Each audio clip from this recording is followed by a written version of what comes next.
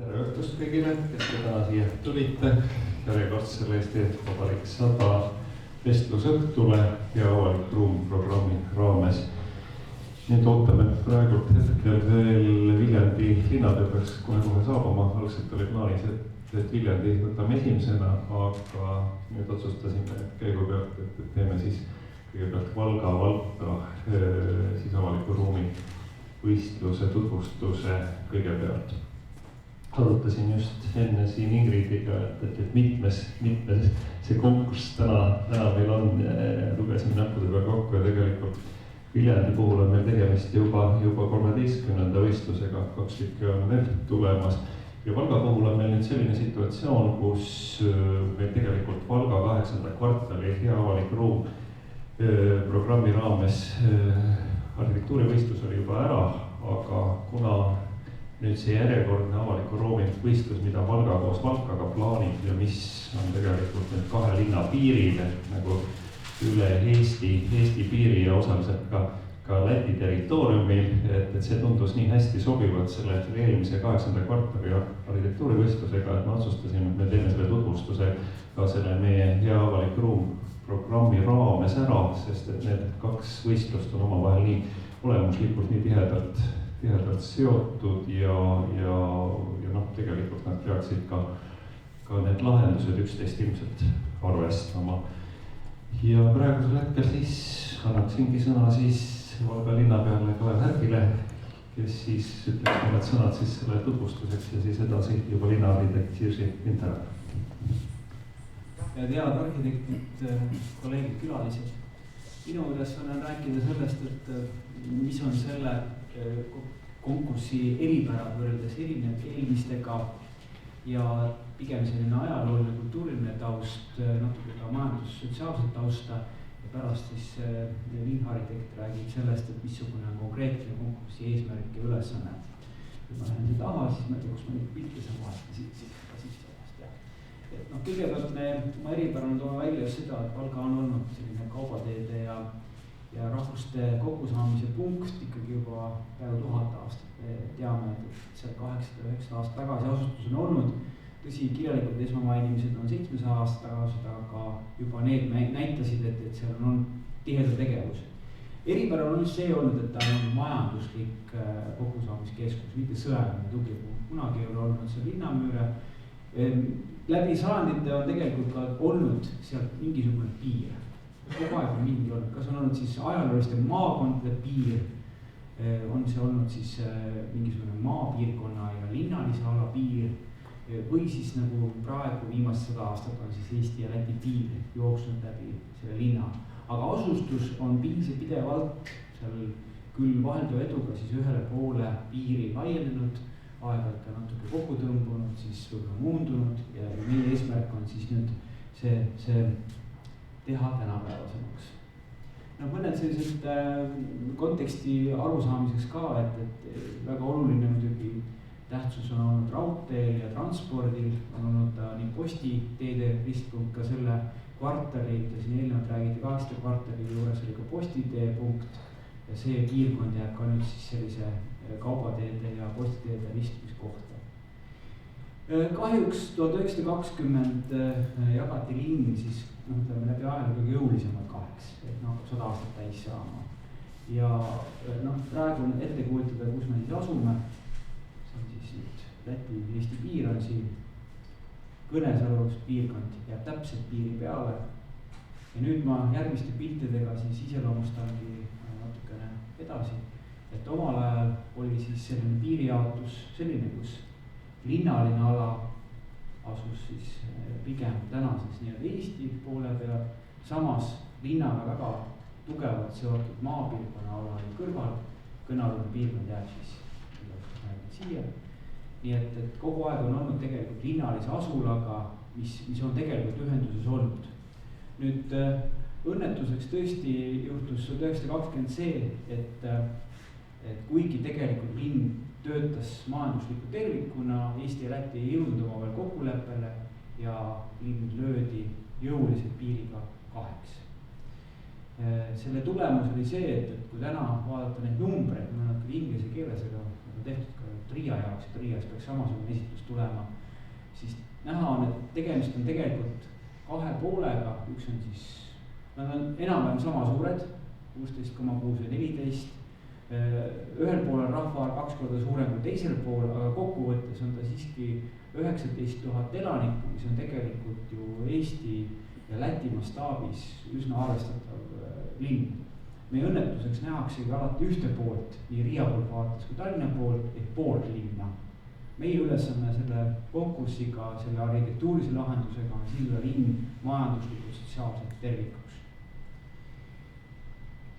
Minnes tagasi siis 1920. aastal, 1940 oli piirirežiim, oli toll. Siis järgnes sellele nõukogude periood, kus linna üritati ühendada. Paraku kuigi Nõukogude Liit tundus tollel administratiivselt olevat väga tsentraliseeritud, ei õnnestunud tegelikult Valgat ja Valkat tollel ajal ehitada kokku. Üks näide oli ka samasse alasse jääv ühine kaubamaja, mis jäi ehitamata. Oli mõeldud ehitamiseks kahe linna ühine kaubamajana, aga ei saanud ellu. Nüüd õnnetus juhtus järgmine, et läks õnnelikult Eesti ja Läti said tagasi vabaks, aga meile saabus järjekordselt piir vahele. Nagu nägite, siis 1991 löödi siia vahele sõna otseses mõttes sein ja järjekordselt olid kaks linna lahutatud. No, üks oli see ruumiline lahutamine, loomulikult sinna juurde kaasnes siis ka majanduslik lahutamine, näiteks kas või piiriülene liikumine kaubanduses, tööle käimine, see kõik peaaegu päeva pealt katkes. No, tulemuseks oli muidugi see, et kogu see ala jooksis tühjaks. Ettevõtlus sealt kadus, ei tekkingi siin tegelikult õiget ettevõtlust. Inimesed loomulikult lahkusid ehk jäeti maha. No, järgmised sellised katsetused hakkasid tulema siis 2000 keskel, kui Eesti astus Euroopa Liitu, piirirežiim paranes, kuid ikkagi kuni 2007. aastani oli siit piiri ületamine tõkestatud. Ehk tegelikult kuigi ehitati siia uus kaubanduskeskus, oli piiri ületamine siit kaudu, ehk siis Lätist otse siia võimata. Ehk käima ta korralikult minna ei saanudki, kogu aeg pidi käima kuskil ringiga. Nüüd tõsine õnnehetk oli siis, ma kiirustanud ette, õnnehetk oli see, kui saabus Schengeni ala, siis koristati piiritõkked ära ja nüüd sai üle piiri liikumine toimuda igas võeldavas kohas. Ehk piltlikult öeldes oli võimalik siis üle siis ojakese hüpata ja minna poodi söögi järgi ja siis üle tagasi. Aga loomulikult tänapäevase linnaruumi mõttes on see ikkagi tagahoov. Ja kui nüüd siis mõtlema hakata, et mis see tulemus oli, siis tulemus oligi see, et selle 15 aasta jooksul kahjuks, mis siis majandus Eestis Lätis arenes, siis selles piirkonnas ta taandarenes, tänu sellele, et see piir peletas. Ja loomulikult kadus ära ka siis selline kahe linna ühistunnetus. Ehk inimesed ei tunnetanud seda Valgat ja Valkat enam ühise linnana, vaid järjest enam hakati ehitama välja oma kesklinna, oma linnaruumi, oma infrastruktuuri ja nii edasi. Ja tänases mõttes, kui tegelikult linnad mõlemad on kohanevad rahvastikuga, regionaalarenguga, siis me pigem paneme seljad kokku ja üritame mõlemad linnaruumi tuua tagasi sinna ajaloolisse linnakeskusesse ehk taastada siis selline kunagine Liivimaa süda kaubanduskeskuste läbirääkimiste kohana. Et sellest siis selline kiire ajalooline ülevaade, aga siit edasi linnaarhitekt räägib eesmärkidest. Me siis täpselt vaatame, mida me tahame saavutada, siis meil on 3 eesmärki.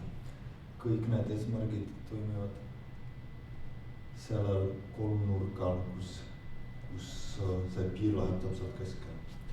Esimene asi, mida me tahame, mis on võib-olla see kõige keerulisem, see ongi, et me tahame luua kesklinna ala. Aga samuti meil on siin toimiv ja arenev Valga keskvaljak ja siin on toimiv ja Valga keskvaljak. See tähendab, me ei taha luua nendele keskvaljakutele konkurentsi, see tähendab, me kindlasti ei oota siia uue Raekoja platsi. Teine asi, mis on palju minu nägemuses lihtsam ja sellisem loomulikum, on just see, millest Kalle rääkis algusest, et sellel alal me viisime läbi selle keskvaljaku arhitektuurse konkursi, nimetatud 8. kvartali arhitektuurse konkursi ja selle ala ja konkursi raames siin tekib Jalgajate tänava ots. Aga me tahame selle Jalgajate tänava viia kuni Valkani. See on meie kirik, Valga kirik, siin on Valga kirik ja siin on Valga kirik.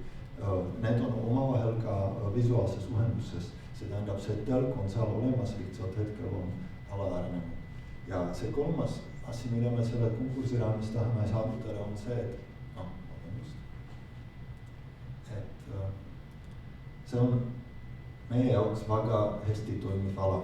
See on Pedeli jõgi, mis oli veel 10 aastat tagasi selline soostunud ala, kus mitte midagi ei juhtunud. Aga nüüd on see on päris pikk ala, mis läheb läbi linna. Selle ümber on tehtud kergliiklusteed, seda kasutatakse pargina väga massiliselt. Ja siin tõesti inimesed joonelusel on rõglevad ja jooksevad ja see on tõesti väga heas kasutuses. Aga meile kahjuks need inimesed siia ei satu sellele keskpunktile. See tähendab, me tahaksime see toimiv roheline ala ühendada selle alaga.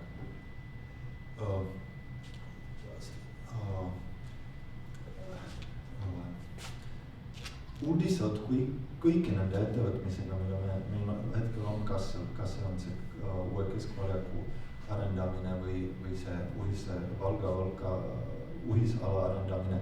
Me tahame muuta konteksti, kus meie hooned hetkel on, sest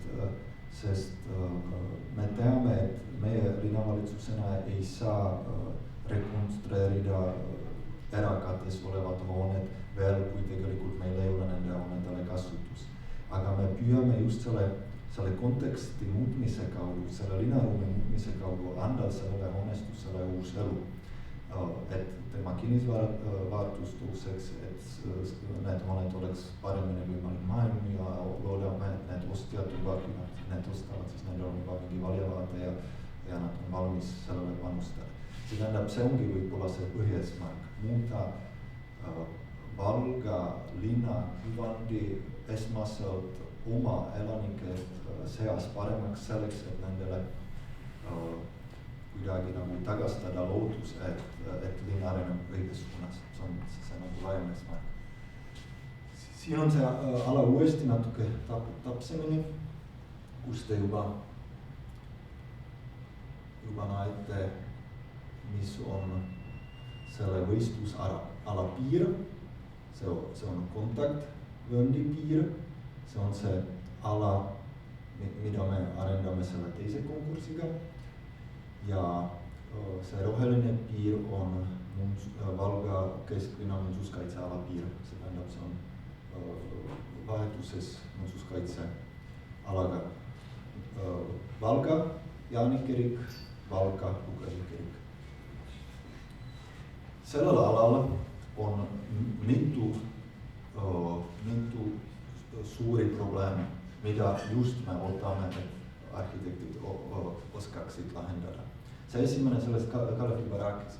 Meile juhtus, et meil on keset linnaruumis vastab aarelinna omadusel. Meil on siin selline suvaline Selver, millel on väga suur parkla, siin on isegi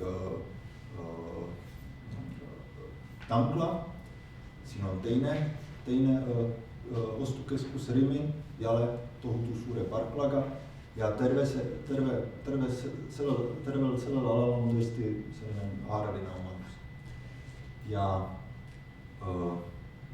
samuti terve see grunt, mis on endine veini ja viinavabrik, kuulub tegelikult Selveri omanikutele ehk investeering NG investeering, Tallinna kommunale. See tähendab, mingil määral me peame arvestama nende ootustega. Meil on mingi ühine osa. Nendele väga meeldib, et see linnaruum areneb, sest see aitab nende ostukeskusele arendamisele ka. Samuti nad siiani on kinni sellest, et see ongi selline aarelinna pood, kuhu tullakse autoga ja parkitakse kõrval. nendel on ka laienemise ootused, see tähendab see ala, mis on siin märgitud, on nende poolt hetkel määratletud tulevaseks laienemiseks. Nendel on loomulikult sellel kaubanduskeskusel on vaja ka kuidagi kaupu sisse viia. Hetkel nende nägemine on, et need suured veoautod tulevad siit sisse, niimoodi sõidavad läbi ja siit tulevad valge. See tähendab, seal on mitu konflikte. Samuti selle NV investeeringu esindaja on arhitektuurse konkursi žürii üks liikmest, see tähendab, me ka loodame selle kaudu neid rohkem saada oma paati, et meil oleks nagu uhine eesmärk, aga see ongi keeruline asi. Samuti, miks üldse see kaubanduskeskus on siia niimoodi surutud nurka, on seetõttu, et nende tänavate puhul on tegemist kõige vanemate Valga tänavatega. Ja tol ajal Muinsuskaitseamet tahtis, et vähemalt kui kõik lammutatakse, et need tänavafrontid jäävad nagu nad on.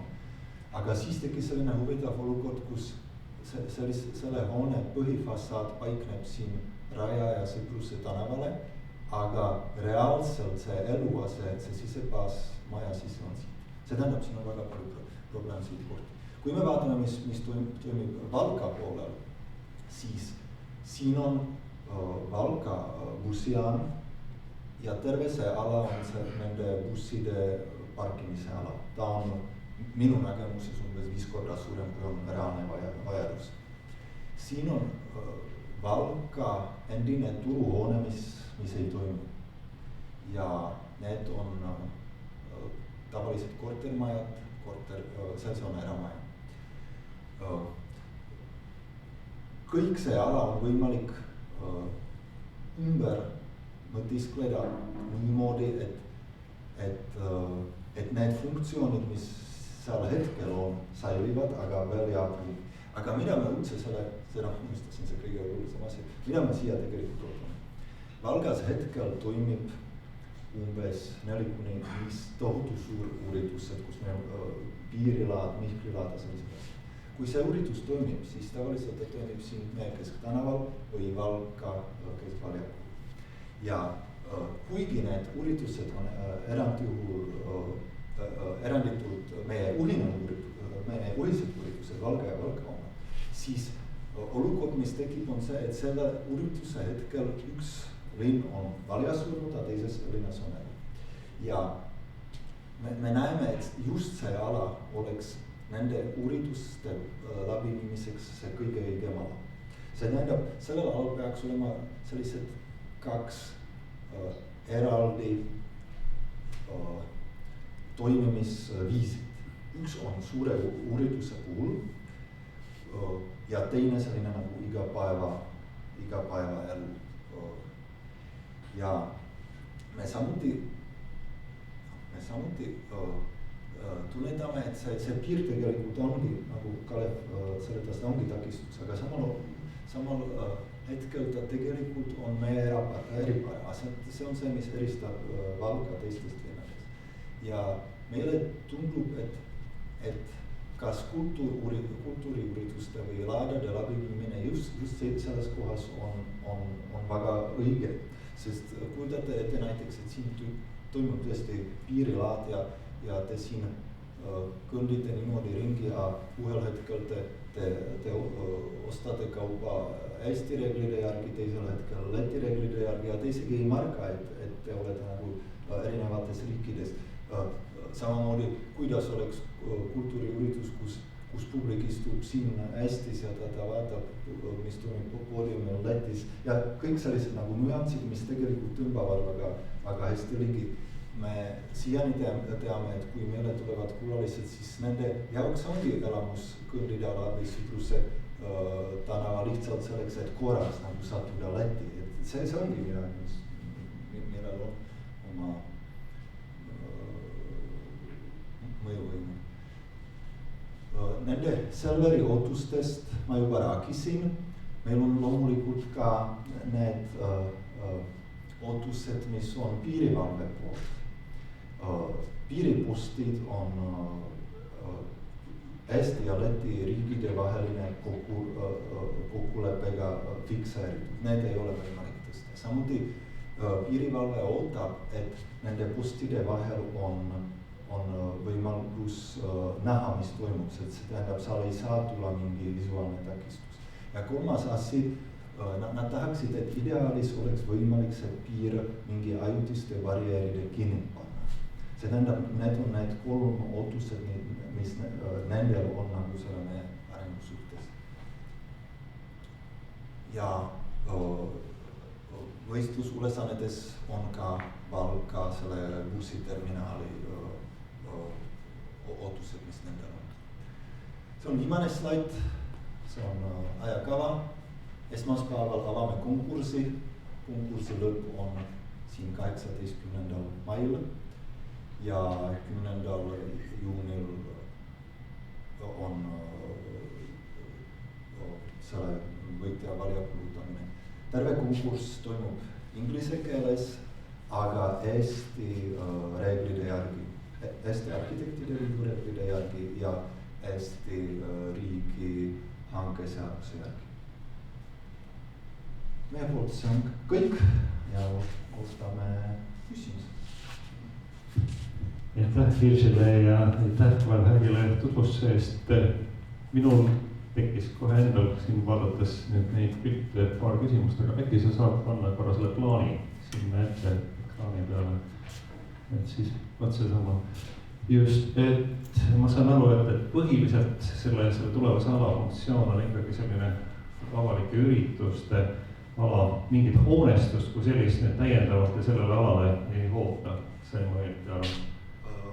Või on seal mingid kavad ka, et mingisuguses mahus mingi uus hoonestus tekiks sinna? Latlastel on mingil määral ootus, et kui see,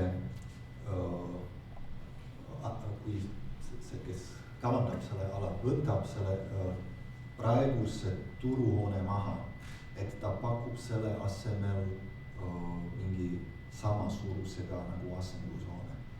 Või on võimaluse hoone säilitada, kuigi mulle hetkel tundub, et ta on just selles võtmes kohas, kus hoone nagu ei peaks olema, sest ta visuaalselt ka eraldab need 2 ruumi.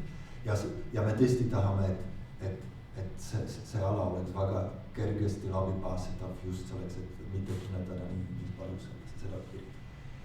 Aga, ja siis on see Selveri laienemine. Aga rohkem hoonestust me väga ei oota.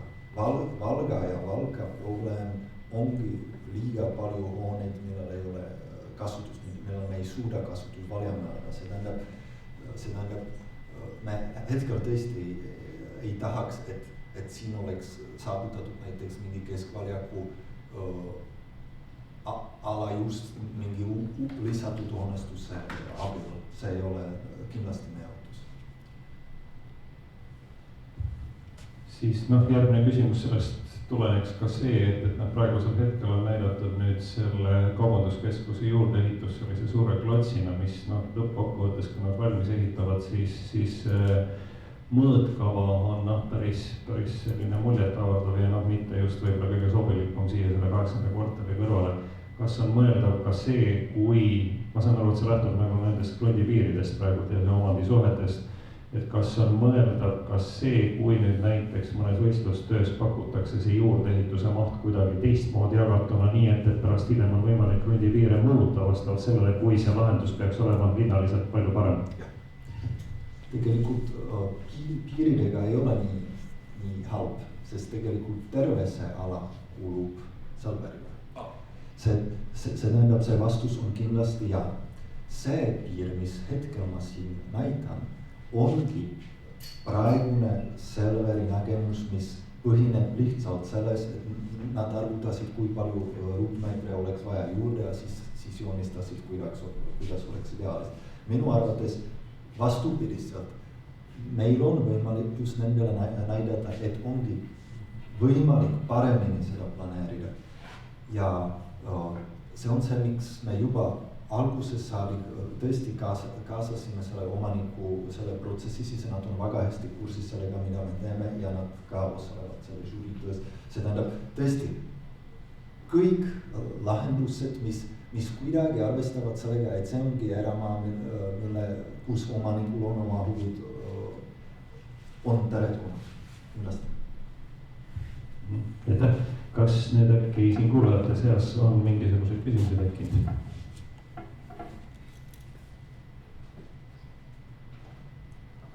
Liiklusskeemina parklatena nad jäävad ikkagi parklatena või sinna kuhugi mujale ei ohtasid pole eriti panna.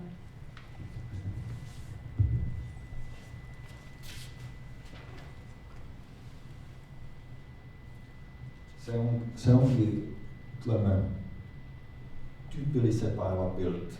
Võib-olla veel, see oli näiteks laupäeva hommik.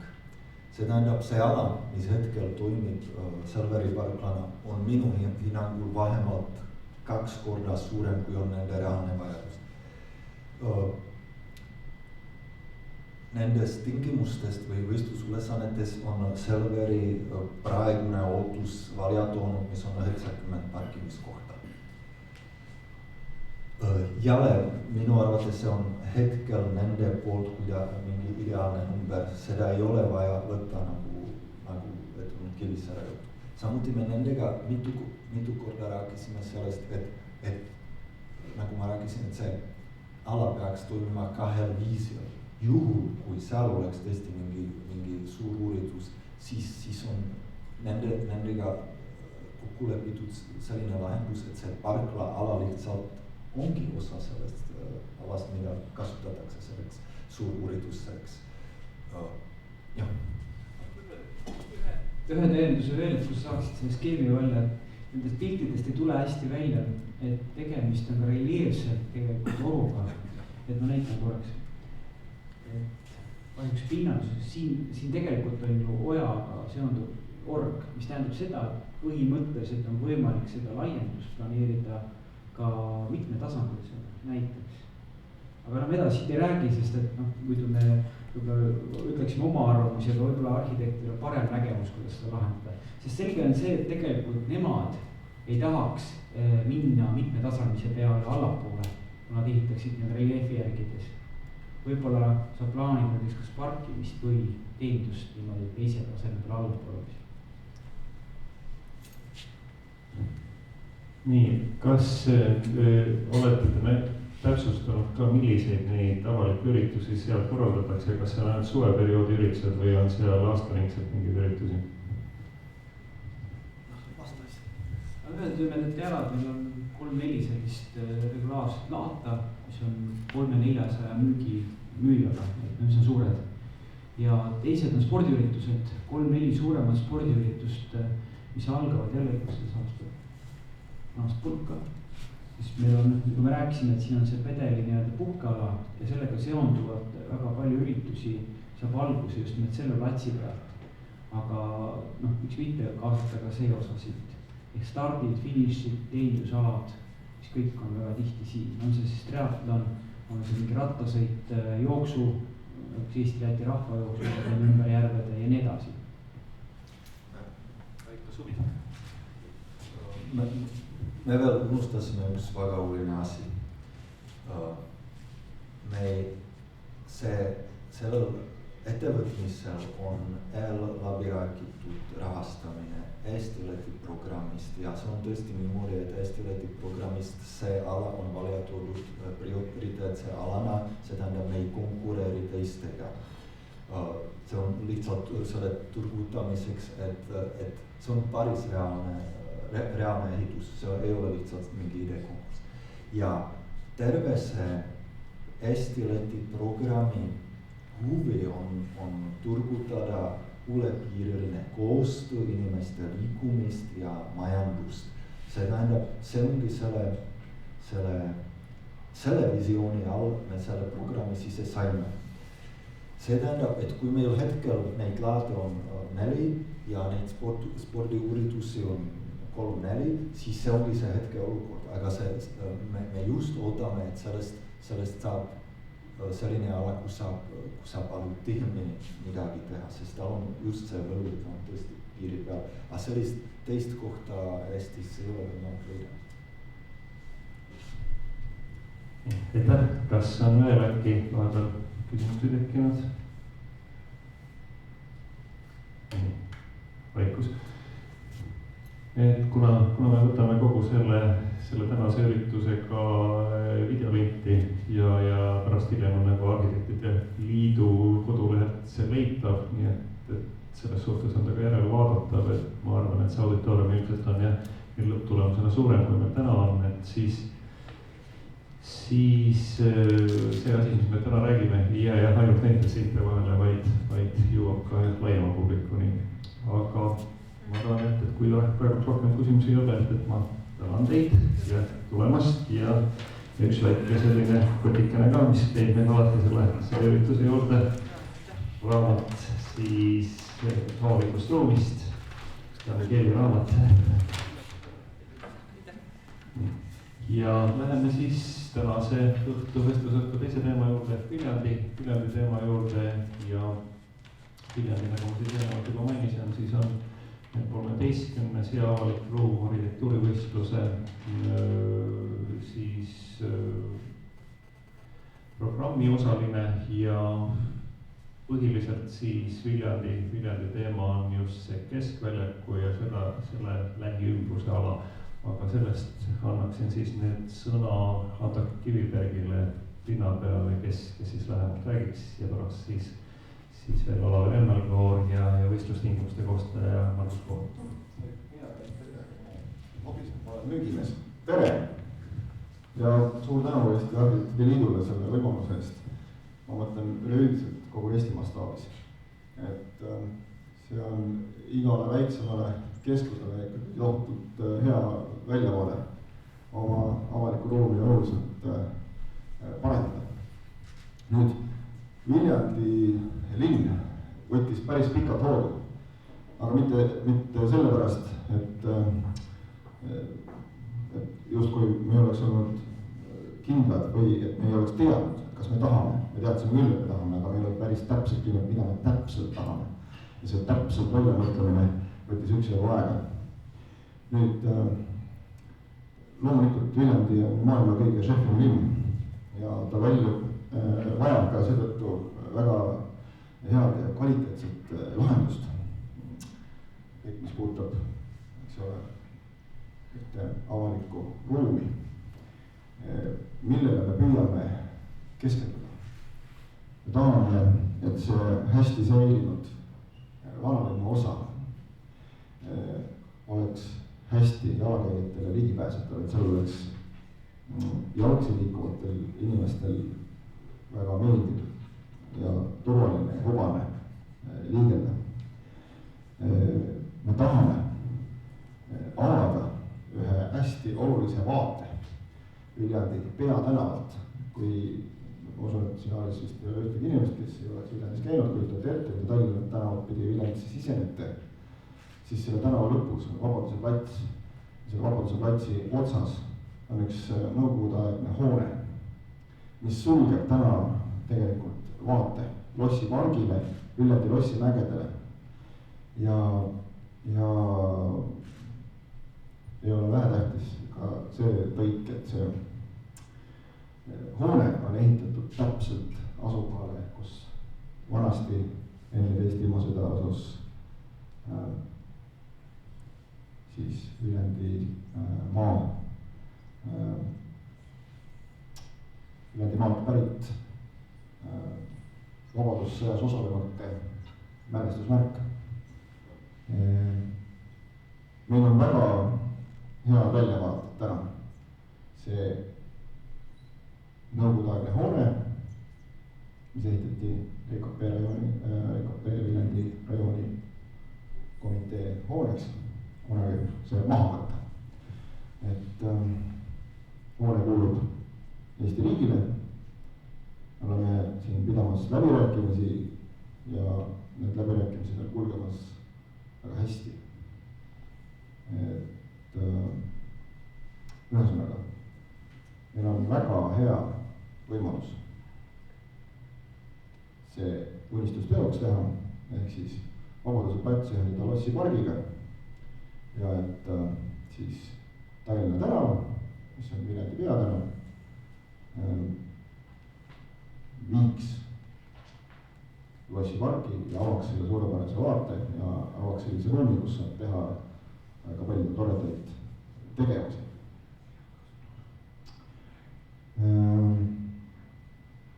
Võib-olla natukene ka laiemalt sellest, mis me selle nüüd võistlusala ümbruspiirkonna mõttes kavandame. Nimelt piirkondade konkurentsivõime tõstmise meetme raames kavatseb Viljandi linn siis selle kesklinna parendamise mõttes teha seal korda ka vanalinna siis sellise keskse tänava, milleks on Lossi tänav, kavatseb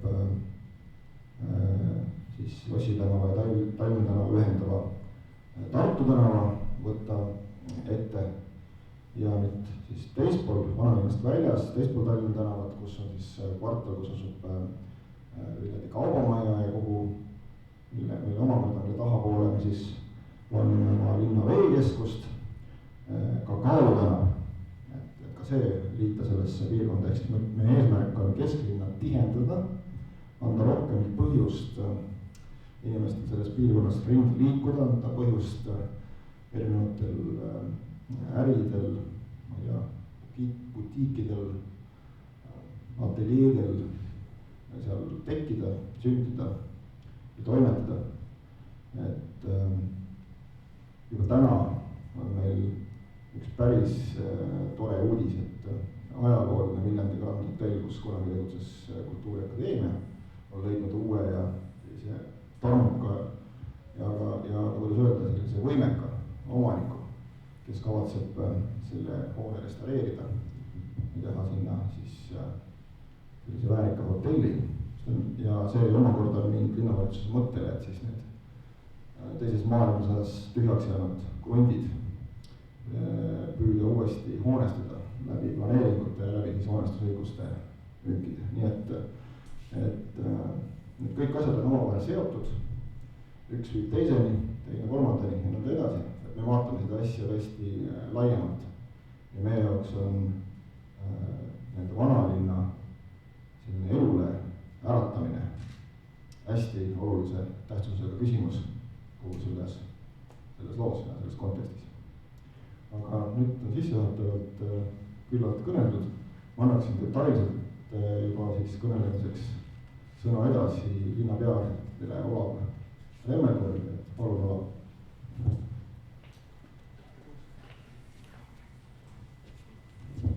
Tere. Mina ei hakka rääkima võistlustingimustest. Tingimustest räägib pärast Margus detailsemalt. Ja mina räägiksin veidi tausta, mis puudutab kogu seda pika ajalugu, mis on midagi olnud, siis seda on võimalik kõigil lugeda iseseisvalt, et kui mõne sõnaga iseloomustada, siis muinasajal oli Viljandi Sakala keskus. Enne seda kuskilt päris kaugest ajast on siin Lossivägede taga aga mingid veel varasemad leiud inimasustusest. Viljandi on circa 300 aastat noored, mida vanem kui Valga vabandust. 299 aastat linnaõiguse järgi. Ja siis kui ordulinnus tehti, linnus koos kaitserajatistega on see osa siin ja siis ordulinnusega liitub vanalinna osa, ulatub siia sellise struktuuri keskse tänavaga, siis kogu linn oligi selle saase sees. Kõik, mis väljapool oli siis röövlite meelevabas. Ja vanalinna ja selle struktuuri lõpp saabus Liivi sõjaga, siis circa kuskil 1620 algas selline aeg, kus linn vireles ja tagatipuks siis ka katk ja kõik muud asjad, elanike arv vähenes katastroofiliselt ja linn mingil perioodil oli mõisa oma, mõisnikud Jakob de la Gardie ja siis tema järglased ja siis lõpuks linn kingiti ära veel Tsaari-Venemaa ühele grafinnale. Nii et see kurb saatus kestis sinnamaani, kuni umbes linnaõiguste saamisest möödus 500 aastat, 1783, siis sai Viljandist Kreisilinn. Ja sealt hakkas uuesti selline idee tekkima, et mis selle linna elus on oluline. Tekkis siis mõduks hakkas tööstust juurde ja sedasi paisus. Linnamüüri ei ole pärast seda taastatud, sellest on alles üksikud fragmendid, aga ta on siiski märgatav ja ka struktuuris nähtav. Nüüd sellest, mis on siin selle kesklinna osas veel sellist väärtuslikku struktuuris peale selle vanalinna osa. Üks väga olulisi asju on Viljandi mõis, millest oli siin ka juttu. Kui te vaatate, siit on mõisahooneid on siit näha ja mõisapark jääb, ära palun võta ära. Mõisapark jääb nüüd sellesse ossa siia, nii et ta sisuliselt jääb selle võistlusala sisse. Mõisahoone on siin, vana mõisahoone mingisuguses etapis alguses, paiknes kuskil siin. Ja mõisa valitseja maja oli selle koha peal, pikka aega mõisnik siin koha peal elanud ja seda mõisa valitseski valitseja. Neid mõisa abihooneid on siin kõik kohad täis, siin teisel pool laulava on siin tallid, tõllakuur, siin tee ääres on aedniku maja. Sellest ajast, kui mõis oli mingil ajal suletud lihtrahvale, et oli ainult mõisaproua käis seal päevaverga ringi. Et sellest ajast on ka siin sellised müürijupid ja märgata mingid sellised jäljed, kuidas see mõis oli piiratud. Need mõisahooneid on siin taga või Hariduse tänava ääres ja on näha siin seda struktuuri. Siis lisaks võib-olla selline tähelepanek, et vanalinnas on väärtus suletud hoonestusviis. Tänavad on vaatele kinni, hoone moodustavad tänavseina. See, mis on vanalinna kõrval, on nimetatud uus vanalinn. Seal see suletud hoonestusviis mingil hetkel jätkub, nii nagu seal Tartu tänava ääres, Lossi tänava pikendusel ja nii edasi. Ja mingil hetkel muutub nagu avatumaks, kus ei leitud kvartali sisemistele kruntidele või siseosadele rakendust, seal see on lihtsalt tühi. Ja see, millest Ando rääkis siin, et linna keskosale tuleb leida uut elu ja tuleb tihendamisega või maa parema kasutamisega seda ruumi väärtustada. Siis kui te vaatate, siin on neid tühje kohti täpselt sedasi iga kvartali sees. No, see kvartalite osa siit on läinud muidugi tänu Vene sõjaväele. Siin oli kunagi Viina monopol ja siis sõja lõpus sõjavägi pani selle põlema ja siis kogu see siit hävis. Võistlusest ma praegu neid tingimusi detailselt rääkima ei hakka, nii et Margus näitab teile ette. Küll paar olulist asja, mis siin veel on minu jaoks ja mida võib-olla eelmiste võistluste tööde vaatamisega ma olen märganud, et mida eriti ei taheta arvestada. Üks on see, et Viljandi linna Tallinna tänav, Vaksali tänav on kõige intensiivsema liiklusega tänavad Viljandis. Eriti see lõik, kus kohas toimib selline hommikuti tööle, lapsi kooli viima, selline liiklus ja õhtuti tagasi. Ja selle põhjusel, Tallinna tänava lõik muidugi on ka suhteliselt suure intensiivsega, mitte nii kui nagu see lõik just. Sellel põhjusel selle võistlusega sai sinna ka tingimustesse pandud, et et ära öelda see, et linn ei kavanda liikluskorralduse ja liiklusintensiivsuse muutmist või muutumist nendel tänavatel. Ja seda peaks võistluse osaleja arvestama, et sealt mitte ära võtta seda teeruumi.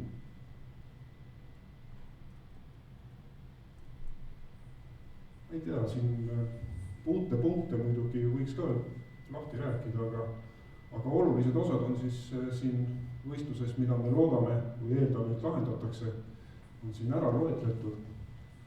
Vabaduse plats, seda ümbritsevaga Tallinna tänav, kus on tegelikult meie jaoks olulised on need sellised sõlmpunktid, näiteks siia kerglikus või siia Jalakeede tänavale sisseminek, siis siin raamatukogu vastas siin apteegiaed, siis Hotell Centrumi juures, Uku keskuse juures see ala, kust jalakäijad jalutavad kaubanduskeskuste vahel. Siis on selline kasutamata või halvasti organiseeritud on see Ugala esinesid parkla, mis praegu on kaugel. Ja tulevane Orbusi tähendab jalakäijate tunnel, et ka see läbi mõelda, mismoodi seal see liikumine ja maakasutus saaks olema. Kehtivatest planeeringutest võib-olla ei ole midagi eriti siin välja tuua, sest me loodame, et see selline erinevate väljakute või erinevate struktuuride nägemine ja läbilahendamine, sellega saavad võistlejad ise hakkama.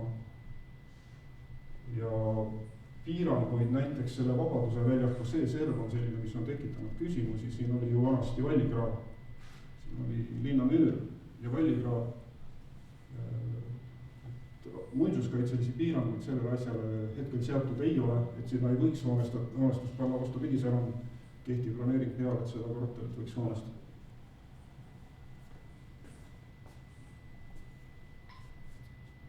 Ma sellega praegu lõpetangi, et annan Margusele täpsemateks kommentaarideks. Tere, üks slaid läheme tagasi. Nagu linnapea ütleski, siis siin me pidime just alustama selle võistlusega aasta tagasi. Nüüd üks aasta läks, aga sageli see aasta on olnud väga viljakas selles mõttes, et niisugusest irratsionaalsest avalikust ruumist on saanud selline ülesanne, mis üsna täpselt peegeldab seda, mida linn ise vajab.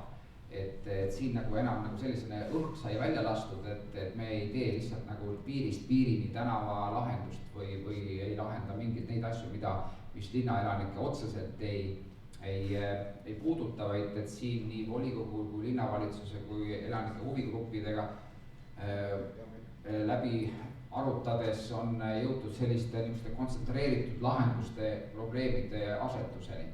Ja siin sellepärast ma alustangi, esimene slaid on nagu koolitunnis, et mida me siis peame lahendama, eks. Ja siis juba nagu see eelmine pilt juba näitas, et me saame seda nagu ülesannet jagada kolmeks. Vabaduse plats ja lähiümbrus, siis Tallinna tänav ja see ka Arkaadia aed, kohe täpsustame seda, siis Vaksali ja Vana-Vaksali tänavaruum ja selle vaheline ala. Et need on kolm sellist täiesti nagu selgelt piiritletavat ülesannet, mida me siis ka kohe järgnevate slaididega täpselt lahti arutame.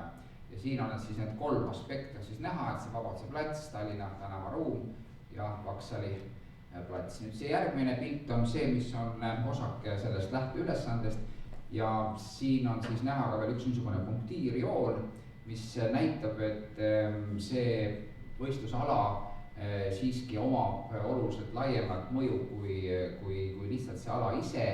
Ja see on see nimelt kontaktala või mõjuala, kuidas me seda nimetame, mis tähendab seda, et see Lossimäed ja vanalinna oluline osa koos nende uute kaubanduskeskuste osaga on integreeritud, pluss siis see tõesti üle Tallinna tänava olevad alad, mis praegu on suhteliselt hõredalt hoonestatud ja mis vajavad siis sellist nagu tugevamat lähtepunkti. Aga selleks, et eks me kõik tahame nagu konnamoodi ülevalt vaadata, siis vaatame võib-olla valdavalt aerofotosid siin. Siin on meil abiks Blizzard foto, kes on need droonilennud teinud. Ja siin on siis nagu näha kõik need olulised aspektid, mida me siis peame nägema ja tahame teha.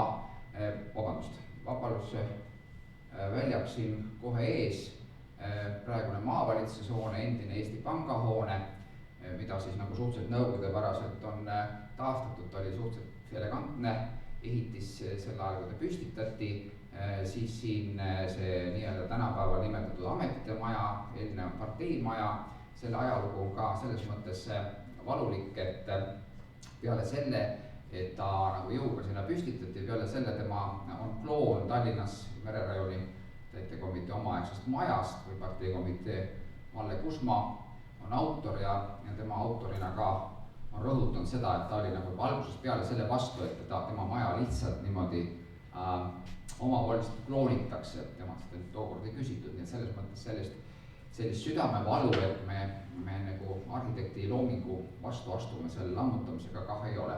Teine aspekt on see, et selle koha peal tõesti asus see Viljandi tuntud Vabadussõja monument, teatavasti Viljandi Vabadussõja monument pidi algul olema nagu kogu Eesti Vabadussõja monument, õigemini Viljandi rahvas tahtis selle monumendi teha küll Tallinnasse, kuna Tallinn ei võtnud sellest vedu, siis öeldi, et me teeme selle ise ära ja see oli suhteliselt vägevalt tehtud, Amandus Adamsoni skulptuuridega Itaalias valatud, tehti siis selle platsi peale ära. Ja siin on nüüd ka oluline näha, et me mitu korda ka rõhutame seda, et siis seesama Vabaduse väljak ei ole lihtsalt üks väljak, vaid ta on värav Lossimägedele laululavale ja just Viljandi rahvaga arutades on mitu korda välja tulnud, et me tõepoolest sõidame siit mööda, aga me ei märka seda, et meil selline oluline linnaruum siin taga on, eriti pärast selle uue laululava tekkimist.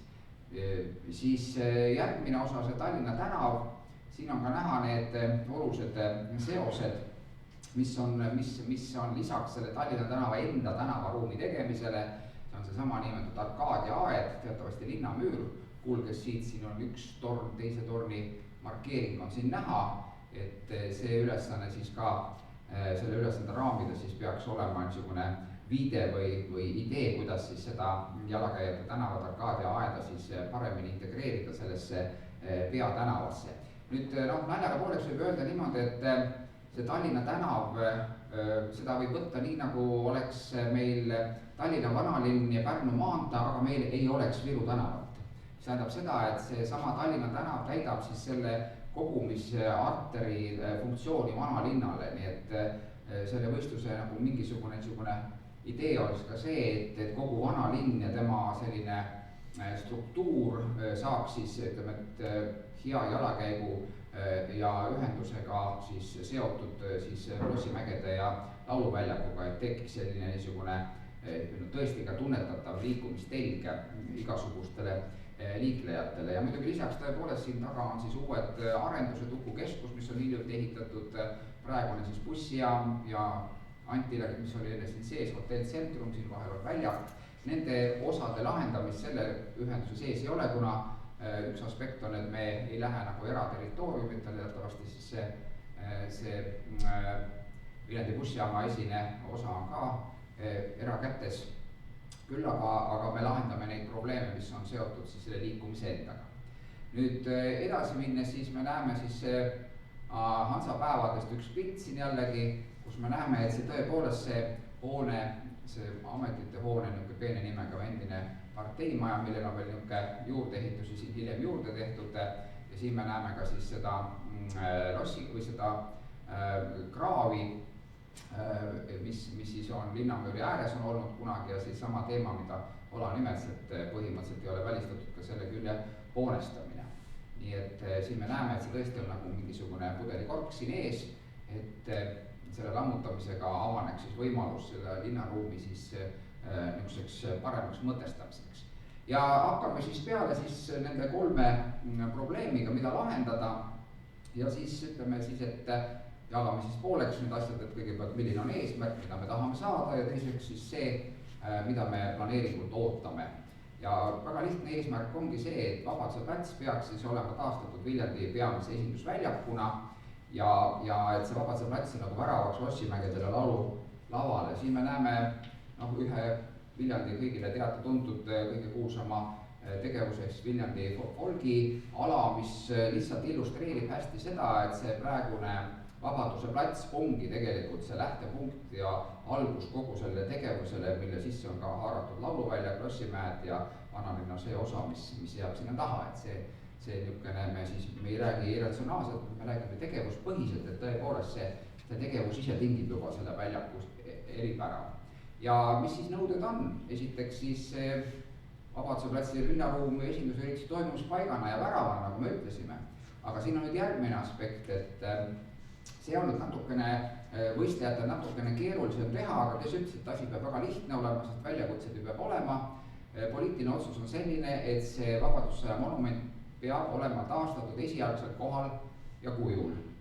Kuid me oleme siin abilinnapeaga arutanud seda ja tema ka aktsepteeris sellist lähenemist, et kui me jätame selle võimaluse, et see Vabadussõja monument taastatakse oma algpärasele kohale või teda peaks saama sinna taastada, siis alati koos sellega võib teha ettepanekuid teistsugusteks lahendusteks. Mis tähendab seda, et ma saan aru, see poliitiline korrektsioon ja linnavalitsus võivad siis kaalutleda pärast seda, kui ettepanek on tehtud, ka muid variante eeldusel, et seda asja on võimalik siis ka tehniliselt paigutada algsel kujul. Küll aga on siis juttu sellest, et võistlustingimustes ei ole nõutud seda, et see alus või mägi, mille peale ta omal ajal püstitati, et see niisugune reljeef ei pea olema taastatud üks-ühele, me kohe vaatame seda pilti, kuidas ta ajalooliselt oli, et selleks, et me suudaksime nagu kaasaegselt linnaruumi luua, siis me ümbrus on oluliselt muutunud nende aastatega, seda me peame arvesse võtma. Siis oluline on ka see, et tuleb kaaluda ehitusmahtude paigutamist väljaku piiritlemiseks, aga samal ajal sellisel moel, mis ei suleks vaadet Lossi mägedele, et mitte me ei oleks olukorras, kus me siis piltlikult võtame ühe maja maha ja teise samasuguse ehitame sinna ette ja me oleme siis samas punktis tagasi. Aga samas see võib olla mis tahes, kas kolonnaad, väravaehitis, mingisugused väiksemad hoonemahud, mis võimaldavad seda vaadet, aga samal ajal ka piiritlevad seda väljakut, et me väljaku niisugust tänavaruumi tekitada saaksime. Ja lõpuks siis ka lahendada ajutised tribüünide paigutamine suurürituste ajaks, see on üsna loomulik, et kõik need paraadid ja ütleme, et rallide või ükskõik milliste spordivõistluste lähtepunktid või ka siis tõesti suurte ürituste, hansapäevade või folgi aja või muu asjade korraldamiseks on siis, peab olema võimalik siis ka nagu tehniliselt lahendada see, et see oleks siis kontekstis ülejäänud linnaruumiga.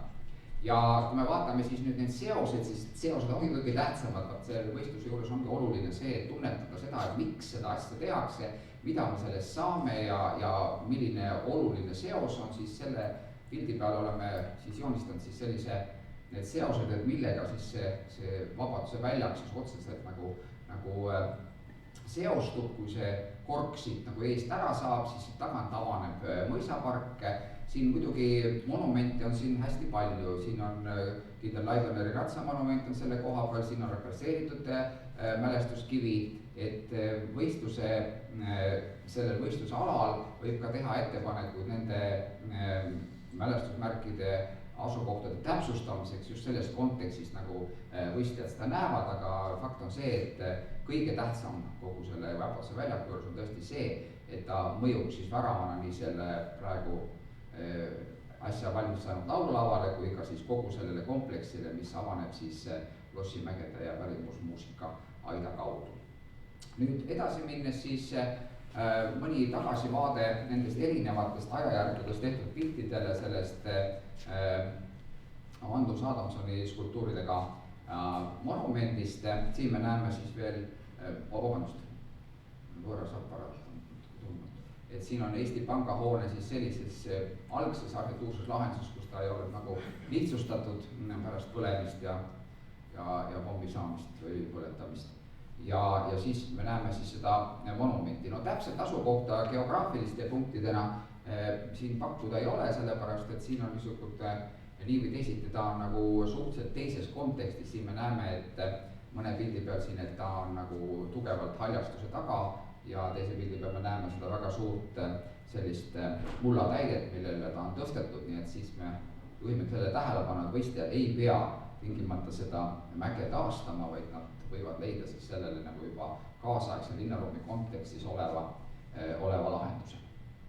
Nii edasi minnes siis võtame ette Tallinna tänavaruumi ja eesmärk on siis Tallinna tänava kavandamine jalakäijasõbralikuks liikumisarteriks, mis seob siis vanalinna Vabaduse platsi Lossi mägedega.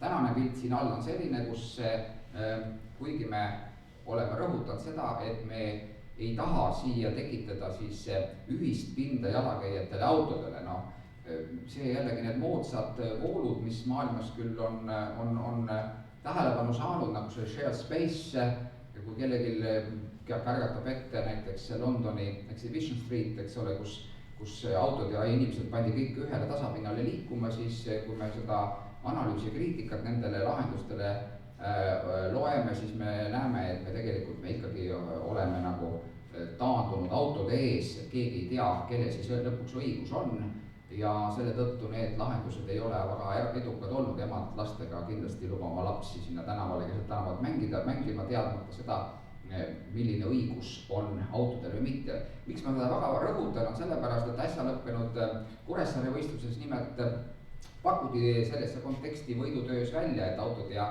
jalakäijad on ühes tänavas. Ju siis Kuressaare teab, et tal see asi toimib, liiklusintensiivsus on loomulikult ka väiksem, aga mis meie eesmärk on siin selline, et me tahaksime, et autode laius olulisel määral oleks vähendatud sel moel, et siin loestikest on ka kirjas, et see ei oleks üle 7 meetri lai ja liikluskiirus ei oleks üle 40 km tunnis, mis tähendab seda, et see üldine nõukogudeaegne arusaam, et me peame hästi laia autotee tegema igaks juhuks, et äkki midagi juhtub, me teame väga hästi, et Estonia puiesteel on sõiduraja laius on 3 meetrit ja kõik saavad kenasti külge kokku panemata oma sõidud sõidetud. Et ma arvan, et siin me vähendame seda laiust ka 7 meetrile, me saame olulisel määral juurde jalakäiguruumi, kuid see jalakäiguruum peab olema oluliselt ja selgelt eristatud siis autodele antud ruumist, sest iga jalakäija, iga laps ja iga jalutaja teaks täpselt, et kus on tema ohutu ala. Küll aga on ettepanek selles, et tõsta kõik jalakäijate ülekäigud siis sõidudega ühte tasapinda ja siis, et seesama, mida alguses sai nimetatud, need uued keskused, bussijaamad, tsentrumed, praegu nendevaheline ütleme, et jalakäijate liiklus on selgelt vaeslapse osas, et kui me võtame siis igasugust liikumist nagu võrdväärsete komponentidena, siis peaks see autoliiklus ja jalakäiguliiklus olema ka võrdsed partnerid, et nendel on mõlemal on turvaline ja hea liikuda. Nüüd kolmas ala, siis see Vaksali ja Vana-Vaksali tänavaruum, seda me näeme siis siin Ugala nurka siin ja siis seda saarekest siin, Ugala parkla on mõnes mõttes siin kõrval, et siin on ja see keskmine saar siis, kus on iseenesest ju täiesti korralik haljasala, aga ta ei ole nagu linna kontekstist mõtestatud, eriti teades, et see üks intensiivsemaid linnatänavaid on kõrval ja üks intensiivsemaid kultuuri tarbimise kohti on ka teisel pool, et siis eesmärk ongi need komponendid omavahel ühendada ja siin see skeem siis visualiseerib siis seda lõpptulemust, mida me tahaksime näha, on see, et tekib siis jalakäigu või kergliiklustunnel, mis seob Valuoja Oru, kõikide nende Paalajärvede ja kõik selle suure süsteemiga, teise poolega, teisel pool tarbijad on Ugala ja Viljandi gümnaasium ja tõepoolest siis inimestel tekib niisugune ohutum pääs kas või järve äärde või muul moel selle kõrge liiklusintensiivse tänava juurde ja samas siis on võimalik siis ruumiliselt korrastada kogu see saar, mis tegelikult on nagu praegu sellest sisulisest elust natuke kõrval. Nii et need olekski need 3 olulist poolt, mida lahendada, need on nagu suhteliselt nagu välja filtreeritud, et sellest algsest ideest, mis oli aasta tagasi, et lahendada põhiliselt ainult tänavaid siis Viljandi piirist teise piirini, et see on nagu kontsentreeritud kitsamale alale, et siis need ülesanded, mida lahendada, on ka selle võrra konkreetsemad. Nii et tänan. Ja oleks võib-olla siis.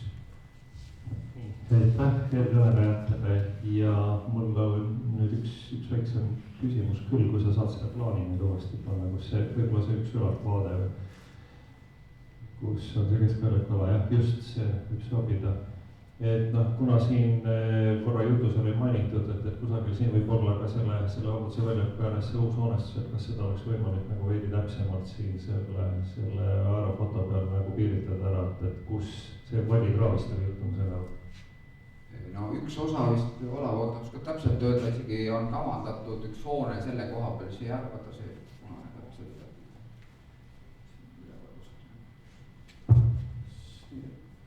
Siin on hetkel kehtiv planeering, mille tegi Tiit Kaljurille. Ja see hoonestus on niimoodi, et siin on praegu üks selline pubi moodi asi, millel saab kirjas ka üle Vallikraavi läheb üks puidust sild. Silla kõrvalt siin on veel Vallikraavi osa, mis jääb hoonestusest puutumata, aga alates sellest joonest siis praktiliselt siin väljaku selle külje joonest nüüd see osa on ette nähtud hoonestada. Ei ütle, et on võimalus hoonestada.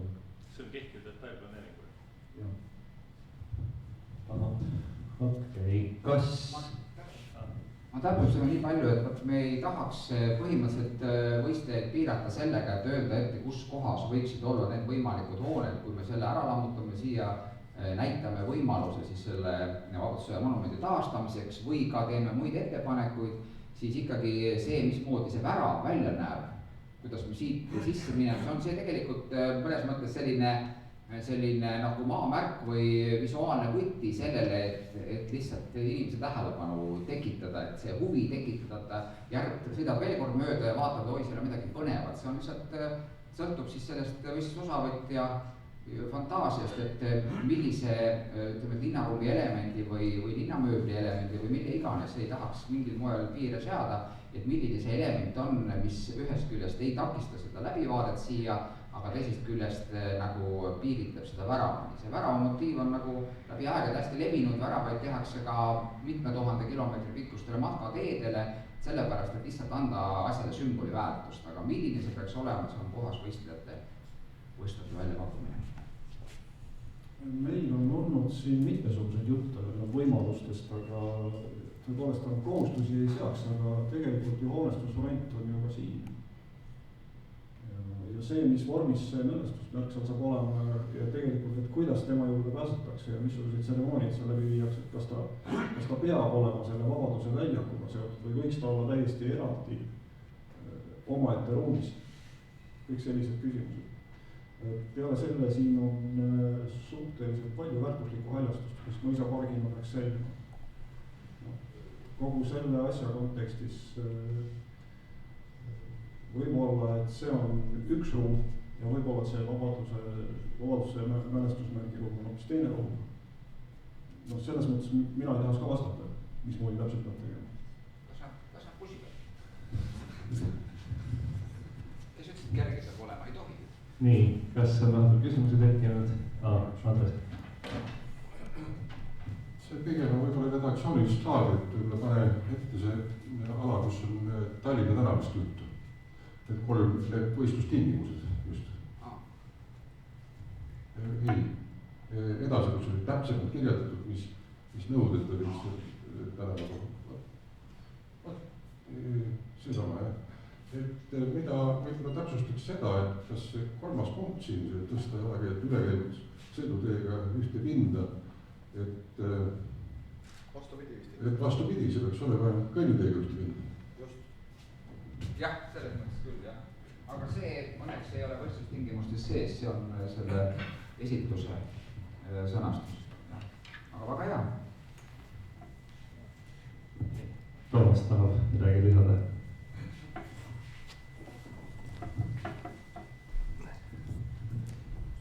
Kuna siin kostsid sõnad Kuressaare kohta, Kuressaare peatänava kohta, siis ma mõtlesin, et võiks seda natuke täpsustada, et need on muide väga sarnased objektid tõesti, et see Kuressaare Lossi tänav ja Lossi Tallinna tänav ja siis ka Viljandi Tallinna tänav, nad on, mina isegi arvan, et üsna võrreldava liikluskoormusega. Et ei ole seal Kuressaares on päris suur liikluskoormus, aga see, ma ise tegin selle võistlusülesande ja siin olid need võistlustulemused ka, et seal nagu see nii lihtsustatud ei olnud, et viime nüüd asjad ühte tasapinda, et tegelikult seal oli eesmärgiks seatud ja siin ilmselt peaks see samamoodi olema, et lahenduste leidmine sellele, et mis oleks sellisel juhul sõidutee nii-öelda servaelement. et niipea, kui me viime jalakäijad ja autod nii-öelda nagu kuidagimoodi ühiseks ruumiks, mis on väga oluline eesmärk sihukeste tänavate puhul, muutuvad sellised servaelemendid nagu eriti tähtsaks, et kuidas tekitada see turvalisus ja kuidas hoida autode kiirus madal. Mina ütleksin siia juurde, et 40 tundub mulle isegi natuke liiga ohtlik kiirus tegelikult sellise tänava puhul, kui me sihuke üle 30 oleks äkki nagu liialdus. Et lihtsalt siuksed Kuressaares see täpselt nagu niimoodi oli, et samamoodi nagu 7 meetrit laius, mis siit kõlas, nagu tundub ka natuke selline tänava laius, mis paneb auto kihutama, et need asju on siin läbi käidud. Võib-olla on siin põhjust nagu seda ka veel täpsemalt läbi mõelda Kuressaare töid, võib-olla natuke vaadata. Ma tegelikult isiklikult arvan, et Kuressaares, kuigi see oli eesmärgiks seatud, nad tegelikult ei lahendanud neid servaelementi ja selliseid küsimusi nagu päris lõpuni, et seal tuleks seda tööd jätkata. Ja arvatavasti tulevad ka siin need samad küsimused, et Eestis tegelikult ei ole selliseid tänavaid veel tehtud, aga siit nüüd päris mitmest kohast. Ja ka Rakvere Pikk tänav või see Tallinna Vana-Kalamaja tänav, millega ma siin ka tegelen.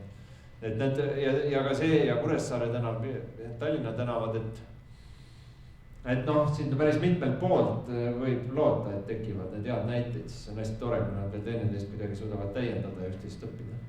Aitäh! Aitäh Toomasele, on veel kellelgi mingeid mõtteid? Arvus. See on väga hea, et sa selle teema üles tõstsid, sellepärast, et sa ise võib-olla tead kõige paremini, kus servaelemendid õiged on, et Soo tänav on tegelikult sinu laps. Ja selles mõttes Soo tänava üks efektidest on ka see, et autodel on täiesti selge servaelement ja jalakäijad on samamoodi selge see servaelement, et nad üks ei lähe teise maa peale. Kaasa arvatud, ütleme nagu Soo tänavalgi valgusti postid, eks ole, et autodel ei olegi kiusatust nagu kõrvale pöörata, ilma et nad ei jääks. Kuidagi praegu on suur mood sellest, et autod tõesti kihutavad neid posti maha, eks ju, nagu meedia järgi, aga põhimõte on ikkagi see ja miks me seda siin rõhutame, et kuna Viljandi ei taha loobuda, siis sellest paralleelsest jalakäijate teest ka auto läbi liikumisest, siin sai ju Viljandiga läbi arutatud ka variante, kus võiks, ütleme, Tallinna tänav muuta ühesuunaliseks, kuna paralleelne Leola tänav, kus saaks teise suuna teha, aga Viljandi otsustas, et ta praeguse ajahetkel tahaks säilitada sellist struktuuri, see 7 meetrit on maksimum, mida üldse me pakkusime, ta võiks ka olla 6, eks ju, aga kui me arvestame, et lund ja muid probleeme, mis see tekib, et me nüüd kõik ei kuhjaks seda jalakäijate tänavale, näiteks nii nagu on Nõmmel juhtunud Hiiu tänavaga, eks ole, mis tehti tõesti siis Soo tänava eeskujul, aga mis lõdva käega talvel suure lumega, siis selle jalakäigu tänavast pool oli tõesti sõidutee lume all, eks ole. Need on ka niisugused probleemid, selle tõttu ka selles võistluse üles on kirjutatud, nagu ka oli Kuressaares, et ka talvine lahendus tuleb anda, et see on oluliselt erinev sellest, mida me suve näeme. Nii et loomulikult ka see 30 kilomeetrit on, aga see on praegu hetkel kompromissi otsimist. Ma ütlen tõsiselt ja ausalt, et minu isik arvamus on see, et see võiks olla ühesuunaline ja Leola teisesuunaline ja siis me saaksime jalakäigu ruumi veel. Aga ma saan aru, et see ei ole õige ajahetk praegu seda teha, meil on kokkulepped sellised ja me arvame, et kui me juba saame sellest praegusest mingist 8,5 meetrist 7 peale minna, siis me oleme ka olulise ala võitnud nii jalade riietele kui ka visuaalselt ja optiliselt selle kitsama ruumiga, siis distsiplineerime seda konkreetset ala, mille peale autod võivad sõita. Nii, aitäh. On kellelgi veel mingeid kommentaare või täiendusi? Tundub, et mitte. Täname siis külalisi ja mul on üks väike pakikene siin Viljandi linna jaoks ka. Jan Keel siis ja Avalik Ruum, just kodutööd ja aluverad.